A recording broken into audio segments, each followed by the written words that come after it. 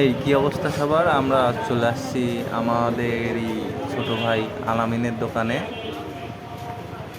একটা মোবাইল সারতে। আলামিন, দেখো তো ফোনে কি হয়েছে।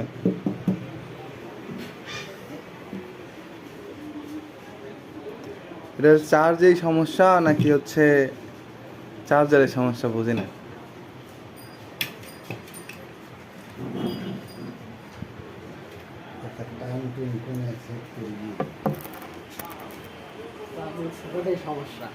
চার্জের সকেটে সমস্যা। তো তাহলে ইয়ে করো, পাল্টায় দাও।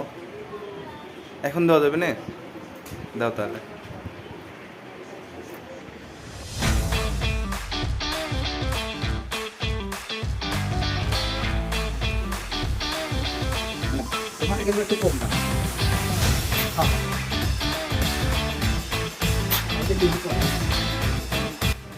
অবশেষে ফোন সারা কমপ্লিট।